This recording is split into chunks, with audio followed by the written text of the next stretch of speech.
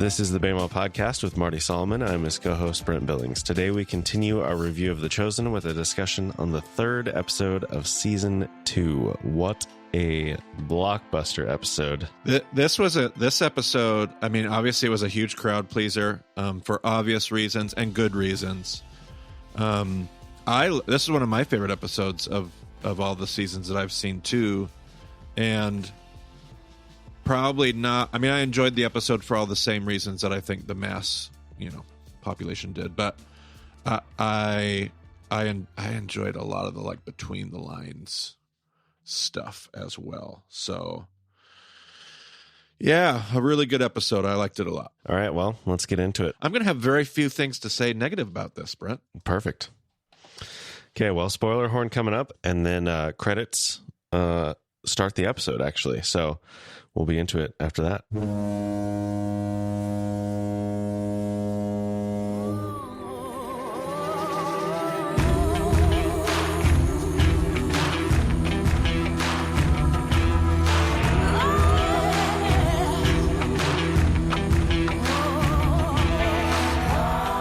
So this episode starts with an incredible shot.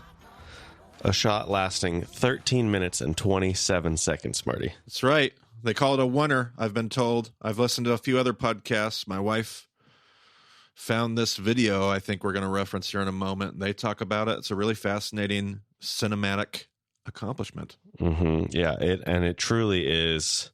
I think people probably have most recently talked about this with the movie 1917. I don't know if you've seen that, Marty. Oh, sure. But that entire movie is a oneer, which is not actually true. They definitely did it across multiple takes, but they have. So for reference, The Chosen, like a season of The Chosen, 8 episodes, has like a $10 million budget versus 1917, which is like probably a 2-hour movie with a couple $100 million budget. Yep. So the budgets are a little lopsided, but when you have that much money, you can pay visual effects people to blend shots together, and you would not know. And they were very careful when they did that because they said, okay, people are going to expect it here, so we're going to do it when they don't expect it. So they were very smart. They planned it all out.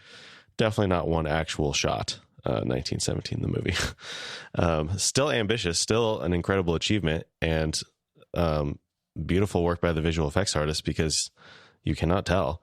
But The Chosen is not working with that kind of money. So this is actually one single shot, and the story behind it too. We'll link the YouTube video where Dallas is talking about the production of this, among other things in the episode. But they tried this like 3 or 4 times during the day and didn't get it. And like the light is going away and this is their last shot and it worked. And wow, I didn't know about this going into the episode the first time I watched it. And I think 5 minutes in, I was like, wait a second, has this been one shot the whole time? Have they cut? Right. And I started paying attention. I'm like, oh my gosh. And he says in the YouTube video, we don't want the production to distract from the content, but I'm a film nerd, so yeah, I noticed. I don't know that you would necessarily notice. I don't. What was your perspective on it, Marty? Did you notice as you were watching the first time? It's one of those things, and see, I already listened to other podcast discussions about other production cinematic stuff, and so I'm aware of it, and I didn't notice it directly, but I can say I experienced the scene in a way that I didn't necessarily go, what's going on? But I felt, you can feel the, whatever you want to call that, the difference, the significance, the impact that kind of an approach makes. I definitely felt it. And I don't mean felt it in an emotional way. I mean, as you're watching it, it's such a seamless experience to what you're watching. I was aware of it without being aware of it. Yeah. And the rehearsal that's required for this, where the actors have to stand, because they're standing in a circle around that fire, and where the camera ends up many times is that has to be where Simon's standing, right? No? Yep. And so the choreography of how they have to move around and make sure nobody is in the wrong spot at the wrong time, make sure they get back to the right spot but before the camera comes around again, just just an incredible shot in that sense. And then to do it at sunset, which I think is so perfect for this episode, because Jesus is off doing these healings in this tent, and you don't see him until the very end of the episode. But he's off doing that, and this shot is happening as the sun is going down. So it's fairly bright at the beginning of the shot when Matthew and Philip are walking in, and you just sense like, oh, this day's been going on for a long time. And we're well into nighttime, and Jesus is still going, and there's still a line. The disciples are still rotating out to like help and do whatever with all the people there. And I think it tells the story of this episode so much better than if this had been, just a daytime shot. Yeah, there's no doubt. It's just so well designed. An incredible achievement. Shout out to the camera op for carrying that giant. Goodness. Like the Steadicam is not nothing to joke about. Yeah. It is not like anything else as far as camera operation. So major props. So let's get into the actual content of the episode. So Matthew and Philip start off the episode. They're walking towards the camera, walking towards the line, walking towards what Jesus is doing. And Matthew's asking Philip, like, where do I even start with the text? And so they're going through some options. And then kind of in the middle of that, this woman runs by, and Matthew's trying to ask her what happened. And she says she was healed of epilepsy. And Matthew's trying to write this down and ask her more questions, but she's so excited she just runs away. And then they continue the discussion about like, what is even the purpose of memorizing this stuff? What is belief? What is, all of these different elements. And I think, pretty great discussion between those two. The whole thing is just so, I shouldn't say the whole thing. That portion of the conversation you're referencing is so Bema. Like it's some of my favorite minutes of some of my favorite moments of the two seasons. And I mean, there are these two quotes, both of them in this discussion between Philip and Matthew. And Philip says two things. The first thing he says, no amount of learning can bring you closer to God or make you more or less precious to him. He's always right here, right now, with you, for you. Just that line is so true, so good, and so relevant for what we do here with our study. And like, we have to be reminded of that over and over and over again.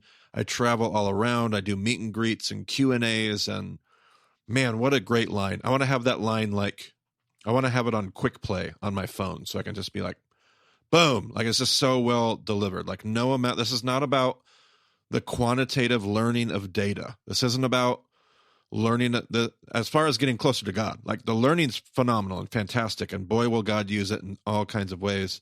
But none of this changes your position with God. None of it changes how accepted or loved. None of this brings you closer to him. He's as close to you, just so well delivered. And then the second one that he says, Matthew's like trying to figure out, he's trying to figure out the process and the mechanics, like so many of us, like so many of us as Westerners. And Philip interrupts him mid-sentence and says, so with the passage of David, I'm just trying to understand. The trying is the thing. Like trying to figure this out, trying to memorize it, trying to interpret, trying is the thing. And I'm like, man, what a Bema-esque lesson, like delivered in that line. I don't know what you think, Brent, but that is everything we've designed, 260 some odd episodes, is supposed to have facilitated. Trying is the thing, not answers. You are not going to get a test at the end of this life. God's not going to hand you, the spiritual ACT, the SAT to get into heaven. That is not how this works. This is about becoming a kind of people. And man, I love those two lines. Those are so great. Yeah, Philip gives him a single line from Psalm 139. If I go up to the heavens, you are there. If I make my bed in the depths, you are there. And Matthew's like, well, I don't plan on being in heaven anytime soon, and I'm certainly not going to the depths. So why do I need to know this? Right. It's like, oh man. Yep. Matthew's got, some things to figure out, some things to realize. Just fun. And yet Matthew represents just so many people and so many. Oh, I know. Yeah, no, that's exactly how I feel most of the time. It's like, well, what am I going to do with this information? How is this useful to me? Yep. Well, I just love the literal. I mean, The Chosen does a pretty good job. They can't make it an Eastern show. Like, it has to be a Western show speaking to a Western audience. But they balance that super well. But Matthew somehow in that unique space plays to our Western sensibilities so well, because he takes that passage so literally. He has to, because of his personality. Like, he has to take that passage so blasted literally. And that's just what so many of us do at the beginning of this journey. And it takes us so long to like deprogram that, to like step back, to see what's going on, to realize that the important stuff is actually not in the literal details as much as the trying. The trying is the thing. Just so good. Thank you, Philip. Mm-hmm. So then we're back in the camp. They've walked into the camp at this point, and Matthew kind of branches off and starts talking to Mary and Ramah, and he's like, okay, here's what I've got. One line of Psalm 139. Let's get this going. So he shares that with them. And then some other disciples are gathered around the fire, and they're kind of trying to come to grips with what Jesus is doing, not only like in this moment, healing so many people, but just what he's doing in general with this whole ministry. And John comments, I wouldn't mind being famous. And Philip points out, he's like, yeah, but the fame, it comes with enemies too. And, they're having this discussion about how they expected the Messiah to come as a military leader, and yet Jesus is here healing people instead of killing Romans. Just a tough conversation, I think, for them to. And again, just so well done on behalf of the production crew and the writers and whatnot. Like, it kind of that whole section kind of. By the way, we're still in the winter. Like, we're easily within the winter. Like, we're still in that same camera shot, which is just crazy to me. Yeah, we have a long ways to go. We're not even close to the end of it yet. And this whole conversation, it starts with this. Man, this is a hard day. Like, this is a lot of work. And Philip has this statement like, oh, it's not fun, but it is good. Like, and I thought that was another great line. Philip just has the best lines to me, but that's because I love Essenes. I just love Essenes so much. Okay. Yes. And then the conversation about fame and enemies, which obviously leads to this further conversation about enemies. And then they're all kind of standing around there talking about, what it was like to grow up wanting to kill Romans, wanting to have victory over the Romans, wanting to fight Romans, James and John, and playing with wooden swords, and other people are like, oh, I think it's what's the name of the other female character, not Mary but Ramah, and she says, I just dreamed of being rescued, like and then there was that. Yeah. She says she has a knife. She's hiding under a bed. The Romans have broken into her house. She says she has the knife and she's ready. And then right as they find her, Jesus comes in, or not Jesus, but the Messiah comes in. Yep, absolutely. Yeah. So just all these different perspectives. And we talked about that all throughout at the beginning of session 3. Zealots and Pharisees and Herodians, and all these people would have had a different understanding of who Rome is, and obviously throughout the episode they pull on Matthew, and he has such a unique relationship with Rome, and that leads into like this discussion about prophecy, because eventually somebody's like, "Why?" I think it's Mary that says, "Well, why do you think he has to be a military ruler? Like, why do you think he's coming to fight?" And there's this, is it? It's Thomas. Thomas that says, well, Zechariah, and he starts quoting, and then Philip kind of interrupts him and picks up, but there's all this discussion about war, but when is the war, and what kind of a war? And that's kind of Philip's point. We don't know when any of this is going to take place, and you can just, even there, the next few lines of dialogue is all about how they're looking at prophecy, how they see prophecy, and I think I don't know if they would have in that historical setting have discussed prophecy quite the way that they're doing it in the scene. We discussed that in session 2, but as far as the diversity and the complexity of how you can read prophecy and how there's going to be different ways of seeing prophecy, 100%. I have that one other note too in my notes from that scene. At one point, Rhema, somebody asked her like what they would have said if somebody come and asked her a question, and she would have said, I don't know, go ask my brother. And I thought the unspoken part of that line is this thing that Jesus is doing, and I think is historically accurate. I think that's present in your Gospels. I don't think this is a Dallas Jenkins decision. I think he's taking it from what we see in the Gospels, is the place that Jesus gives women in his ministry is so prominently, I don't know what you want to call it. It's not the norm. It is scandalous. It is not what they were. That was not the status quo. It's not their typical experience. And she would have said when she was younger, I don't know, go ask my brother. And here she is standing around the fire with other male disciples, learning scripture alongside of Matthew. I just thought that was a really cool part of that scene too. So I loved that. Yeah. And that little conversation kind of closes with Mary making a comment like, I don't think he's waiting for us to be holy, because they were having the conversation like, well, we thought the Messiah wasn't supposed to come until everyone was, had all their ducks in a row. And Mary's like, I don't think he's waiting for us to be holy. I think he's here because we can't be holy without him. And then Philip kind of pauses and he's like, whoa, that's good. The baptizer will want to use that, which is really interesting, because a little bit later at the end of the Oner, when Mother Mary comes in, she sees Philip and she's like, oh, Philip, what are you doing here? How's John? And she's a little bit concerned. He's like, oh no, he's fine, but he told me that it's time. So now I'm here with your son. But it's interesting because he's been told by John, like, okay, go follow Jesus now. But he also just has this thing in the back of his mind where he's still like supporting John and his ministry, and like, oh, that line is going to be useful for John's purposes, Yeah. Which I thought, yeah, that's a great point. Is like, he's still at this point, I guess, has a little bit of one foot in each camp. Yep. Not that they're like completely different camps, but no, I like that. Yeah, I think that's a little bit, because Philip is this like, this wise sage of a character, and it's like there's not really a whole lot to dislike about him. He's so much more measured. He's so like, he just has good perspective, everything.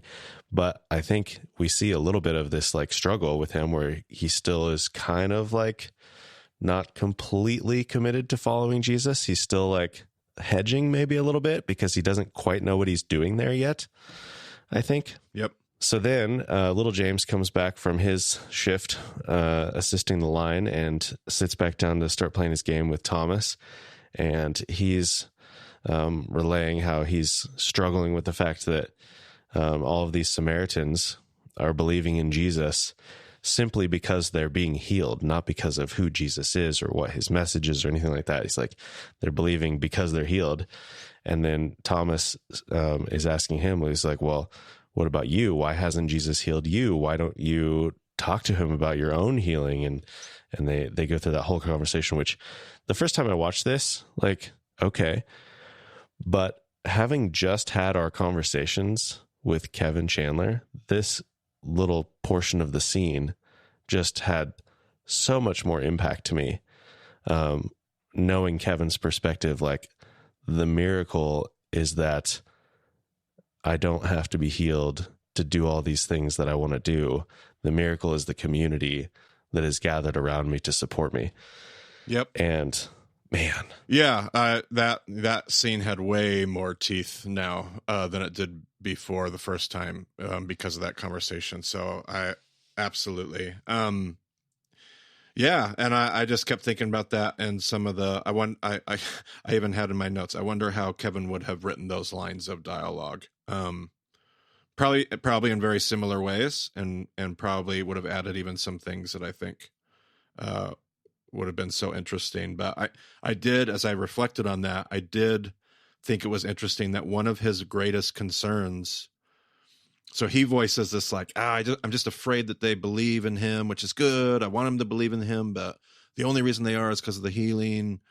And then one of his greatest concerns isn't so much, he does have obvious questions about his own physical condition, but I felt like his greater question and insecurity was, I don't want him to think differently of me.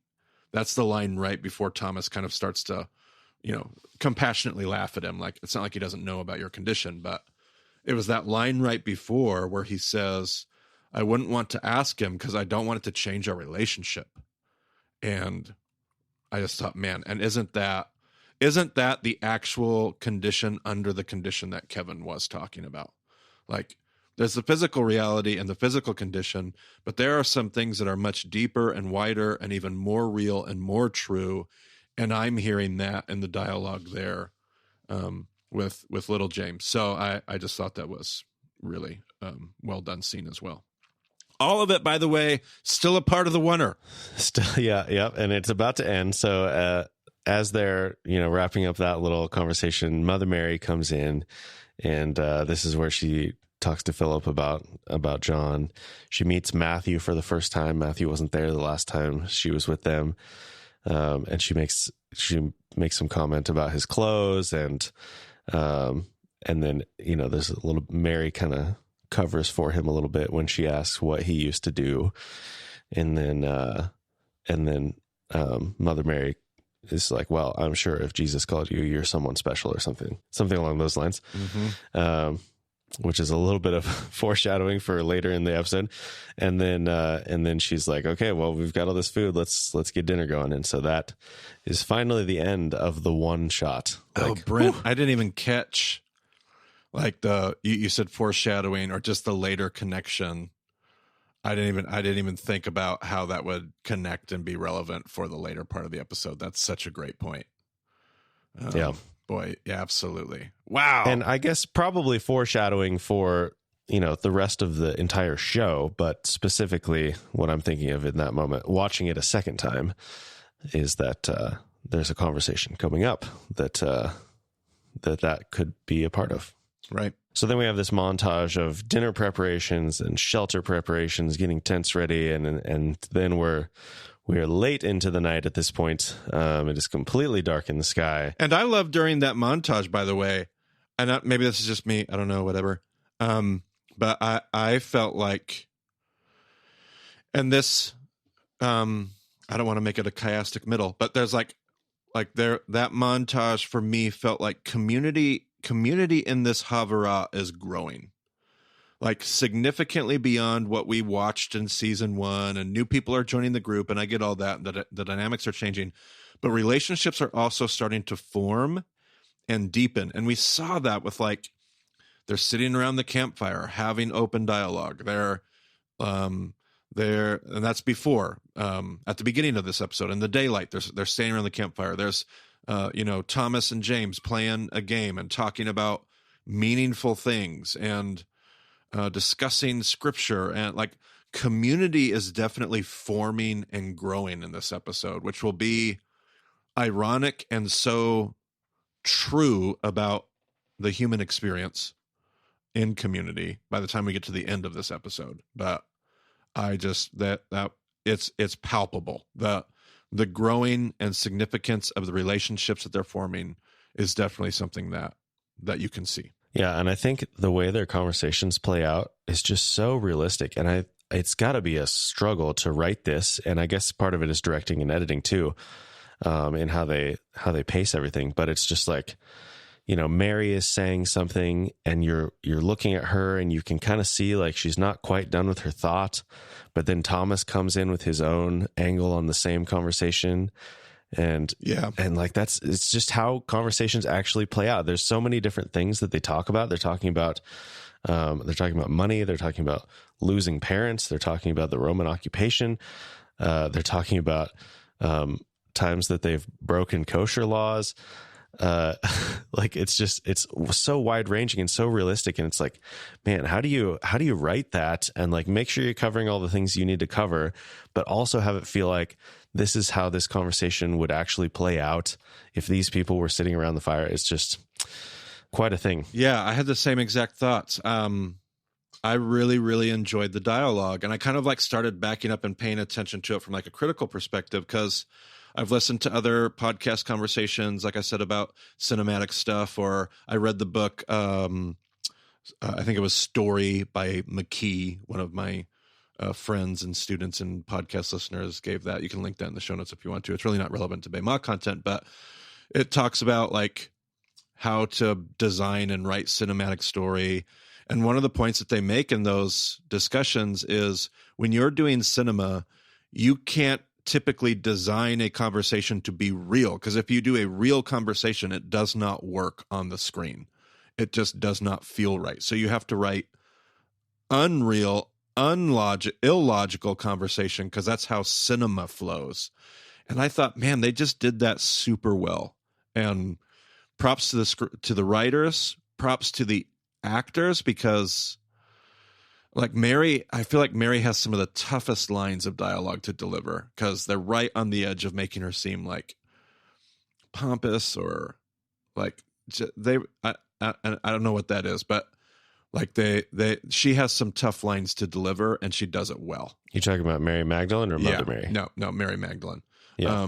When she talks about her own experiences, she's like, I guess that makes it easier for me. And she delivered that just well enough. Like it was like, boy, that line could have gone a few different directions, and she delivered that well.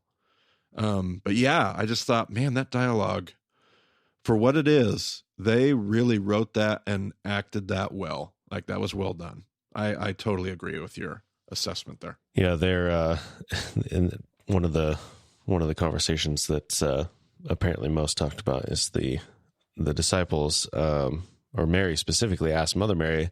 She's like, hey, when did you understand who Jesus is? Like, how did you come to this realization? Okay, now I'm going to stop you there, Brent, because one of my favorite parts comes before that in the scene. All right.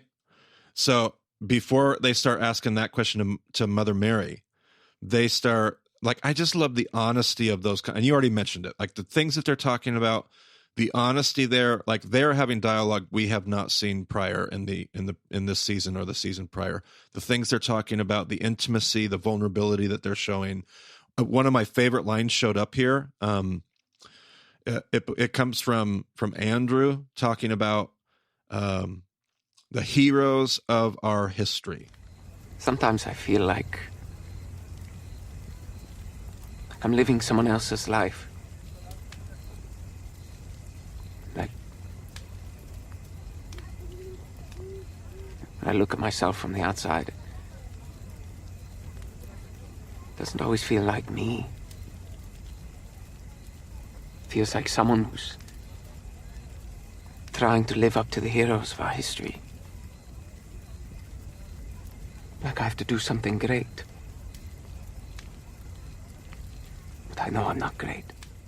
Man, that is not for everybody, not for every personality, but there are some people out there, I'm one of them, where I just feel like in order for me to be of any worth or any value, I have to match some level of significance. Like I have to have a life of human significance. And what an exhausting, self-condemning voice that can be. And I just thought, what a well-written, what a well-delivered. I'm not great. I always felt like I had to follow in the footsteps of the heroes of our history. And then just a little bit later, but I'm not great. Whoa, will history tell a different story, Andrew? But all right, back to where you were about Mary, unless you have something to add to that. Nope, that's good.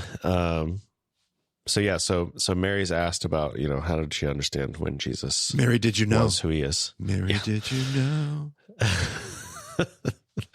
And she says that she did know. but she had moments of doubt, like when, in the actual birth process, she says, I'll spare you the details, but when he came out, he needed to be cleaned, and I held him, and he was cold, and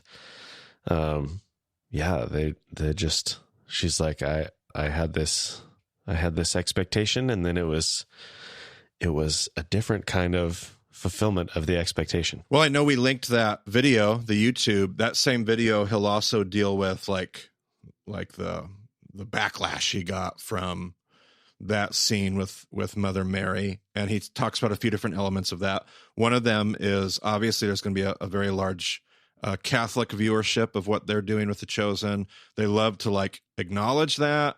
It's such a weird line for them to walk, because some of those, especially when it comes to the character of Mary, there's going to be just some wildly different assumptions that either side of that line are going to be making. And he's really good about saying, I'm not Catholic. I don't share some of those same beliefs, but he does very intentionally try to honor that. And I have notes about that. Like, I love how they honor who she is in the show and how they work that in and how they give her a very prominent place. Now, they also do this humanity thing, which apparently, and not surprisingly, he got all kinds of like negative pushback, because that's craziness, heresy, that Jesus needs to be served and has this humanity, and she was needed and all that. And putting the Catholicism aside, putting the Catholic theology aside, I just have to back him up one more time, like I did in season 1. Anytime Dallas does this in The Chosen and leans into the humanity of these characters, Christ included, leans into the humanity of his incarnation, the humanity of this baby, I am like fist pumping, go Dallas, go. So, hey, Taylor Swift will say, shake it off, baby. There we go. There's my reference, my obscure secular reference for the episode. But there you go. Obscure. Yeah. Well, and she makes a comment, by the time, like once he learned how to walk and eat, he didn't really need me anymore. Yeah, I love that. Yes. And then she also says at one point she says there's other things, but I'm not ready to, or I'm not going to share those for now. And immediately the verse talking about how she cherished things in her heart came to mind. And I thought, oh, just so well played. Like, she's not here just to spill the beans, and like this was something that's very special, and she's going to share some of it, and she's keeping some of it, and for all kinds of reasons. And I just love that. It's, just another well done part of the episode. Which, by the way, I'll also unrelated to the episode, but one of my favorite songs that's on my playlist during the Christmas season and Advent. We can, I don't know what copyright laws allow you to do, Brent, but if we can put a YouTube video link to the song Who Would Have Dreamed by Sovereign Grace Music. I just love the theology of that song. So if we can, if it's not illegal, we're going to put it in the show notes and drop that in there. But it talks about the longing of God's people, but the chorus talks about who would have dreamed or ever foreseen that we could hold God in our hands. And I feel like such a, what am I trying to say? Such a congruent song for that scene and what she's discussing, Mary, there. So interesting. Well, it's definitely not against the law to link to a YouTube video, so that will definitely be in the show notes. Yeah, I like thinking back to my time when I was in the Catholic Church, which was a long time ago, and B, when I was pretty young. But there was definitely a lot of conversation about Mary, but it was all very like ethereal, conceptual. Like, we never had conversations like, okay, so what was Jesus's actual birth like? What are the practicalities of that? Like, I never had that conversation, and I would assume some people in the Catholic Church are, but that was not the like. Yep. That's not what we talked about. So I don't know. I think maybe if Catholics had that conversation, they might have, different ideas about, I'm sure, what that would be. So I'd be curious to like be a fly on the wall. Yeah. He mentions in that video, even within like Catholic theology, there's nuances, there's complexities, and there's different ways of understanding and or articulating those things. So, yep. So then moving on there in the episode, Thomas and Mary are discussing like what it's like to lose parents, riffing on the idea of Jesus losing his father, which like, man, talk about, just think of the idea that, Jesus experienced all the things that we experienced. And it's like, well, to some extent that cannot be true in every single case, but like how many people have lost a parent, Right. And knowing that Jesus knows exactly what that's like. Yep. And I think maybe it helps that we don't know the details of how Joseph died. Yep. But yeah, like that conversation was pretty moving. And then they're just talking about like how they all even came in here, how they all know what they know. And Andrew makes this remark, like, I don't think anybody here went to Beit Midrash. Like we did our Beit Sefer, we got our Torah, and then we're out. Like we're not special. We didn't make the cut. And like I just love how they weave in all of these things without necessarily like they're not throwing up a presentation. No, like we are, but they're just like, just integrating all of these ideas. It's so good. I'm just going to let you say that so well, because I'm just going to go off again. So I'm just going to agree with you. It's so well done. But then they're talking about like, okay, so what, and they're talking about the different laws and following the law and how difficult or easy that is. And Thomas is like, one time when my parents were sleeping, I went and tried meat and cheese together. And then he says that, that it made him really sick. And so he's never broken another food law, which is amazing. I don't know that you would necessarily agree on that part of the perspective, Marty. As far as like him never breaking another food law? Yeah. Well, I mean, like, oh, it made me sick, so I'd never, I don't know. I thought it was clever because I could totally see somebody thinking that. Like, so I remember this is probably way too much information for our listeners, but this is fantastic. So I had a gathering once, and the way that I observe my own kosher observance is I'm going to eat kosher, and if somebody asks me, I'm going to very much help them help me eat kosher. But if I go over to somebody's house and they don't know I eat kosher, or they forgot or whatever, and it was like this honest mistake, and all they have to serve me is non-kosher food, I'm going to, and Paul's not directly talking about this, but Paul says, eat whatever is placed in front of you. I'm going to use that same principle. I'm going to eat food. And if, so I show up at this small group gathering shortly after I moved to Moscow, like, however many years ago, and people were still getting used to having me at their parties. And one of my best friends, forgot and made a whole bunch of bratwurst. And that was like the thing we were all eating was bratwurst. Now, I probably could have just sat and nibbled on carrots, but I'm having a brat. You wanted me to eat bratwurst. You made these for me. I'm going to have a bratwurst or 2 or 5. I can't remember how many I had. You got to take the opportunities as they come, I guess. But I will tell you, and he loves to tell this story. We both do. My goal was to make it back home. By the time I left that party, my tummy was a rumbling. And I got out the door and realized I was just not going to make it home comfortably. So I turned around and said, I am so sorry for what I'm about ready to do to your restroom. And I can resonate. That's all I'm just going to say. I can resonate with good old Thomas here, because I walked out of there going, that was the judgment of God. Like, now, do I really theologically believe that? Probably not, but I can totally see him smiling, saying like, oh, I remember eating not kosher, and I paid the price for that. And yeah, I'll never not eat kosher again. So, hey man, I've been there. That's real. That's truth right there. Thomas, I feel you. Well, I'm going to fall more on Thaddeus's side, who admits to being in a Gentile city and trying some pork, and he's like, it was marvelous. I'm hoping that he paid for the pork that he just took, because it kind of sounded like he needs to add stealing to the things he did wrong that day. Yeah. The way it was said, yeah, possibly. I don't know. Yeah, who knows? I don't understand how those markets work, Marty. I don't know what it was like to be there. I don't know. Maybe it was a sample. Who knows? I appreciated that, and I can totally see. By the way, people thinking like, oh, and they never broke another food law, I would say yes. I would say absolutely. I would say it is not hard to imagine at all that on a routine basis, people in the Galilee, especially coming from a Pharisaical worldview, would never break a food law, a kosher food law. Absolutely. Yeah, I was not suggesting that Thomas was insincere in saying that Right. he never broke another food Right. law. I was just saying, like, would you have had that same, which, I guess kind of.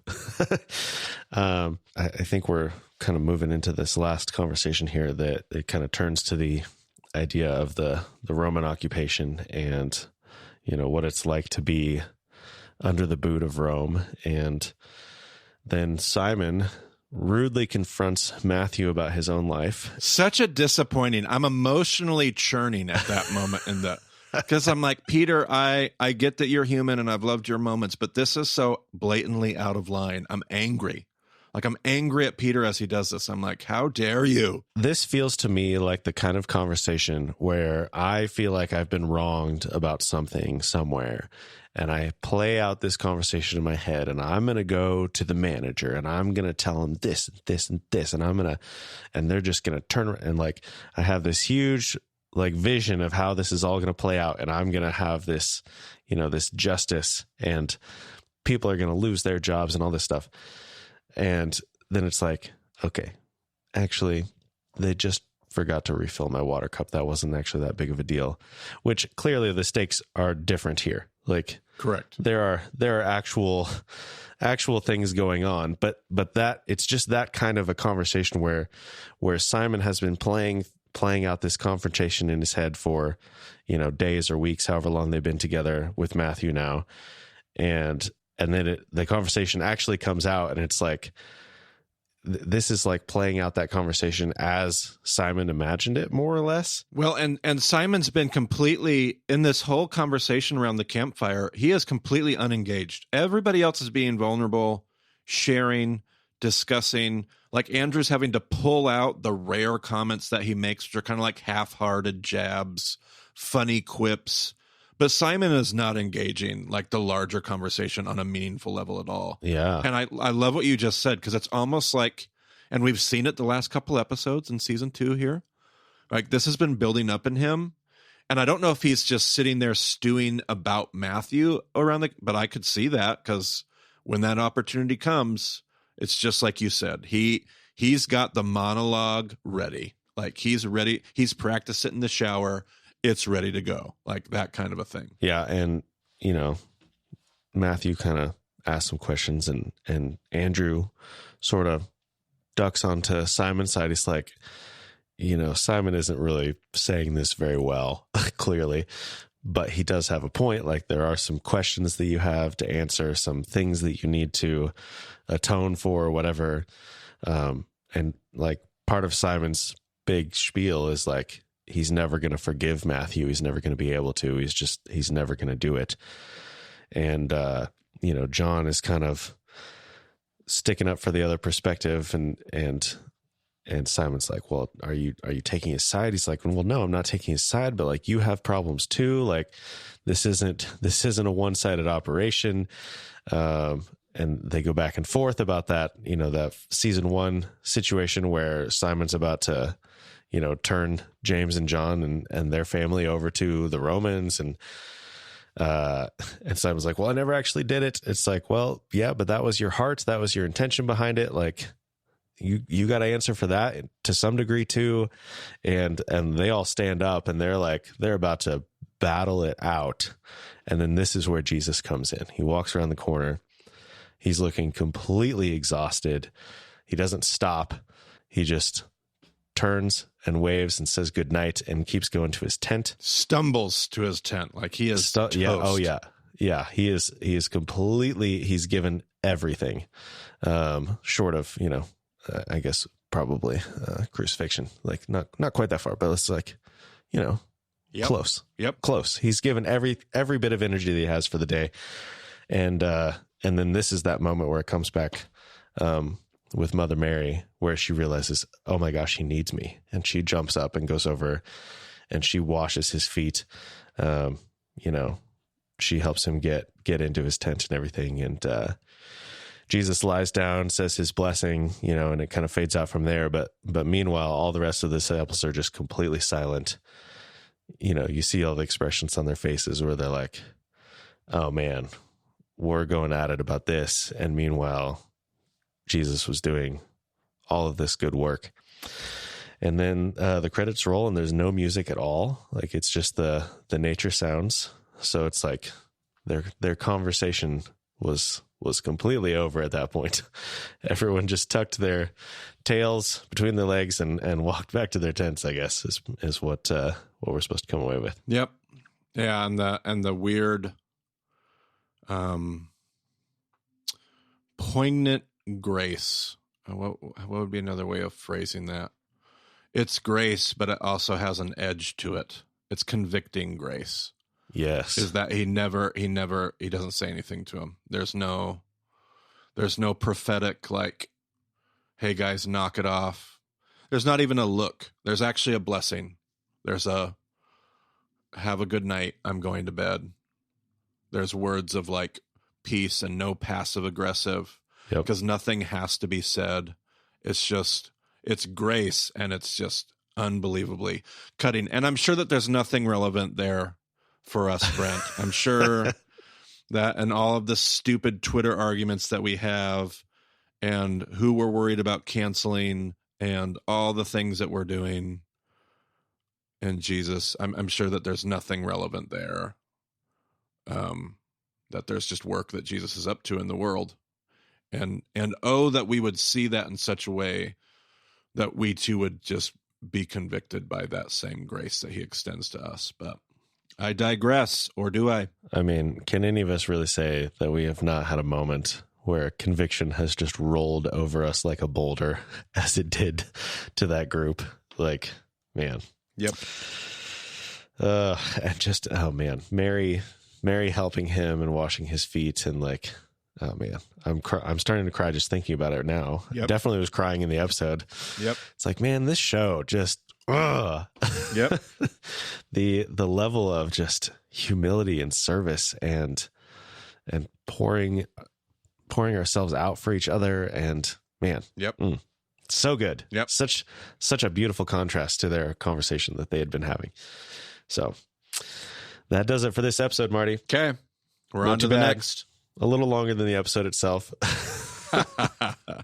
That was dense, though. There was a lot of, in a lot of ways, the dialogue does all the heavy lifting, but gives us so much to keep talking about. Yeah, and this whole, the episode is titled Matthew 4:24. It's like this whole episode is based on a single verse, which just says like Jesus was healing people.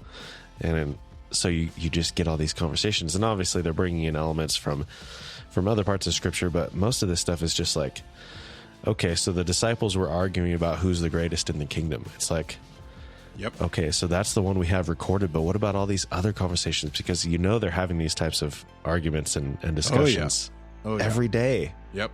So I just love that we get to see it, and it's good. So that'll do it for this episode. If you want to get a hold of Marty, you can find him on Twitter at Marty Solomon. I'm at EABCB, and you can go to BamaDiscipleship.com to find out everything you need to know about the podcast. So thanks for joining us on the Bama Podcast. We'll talk to you again soon.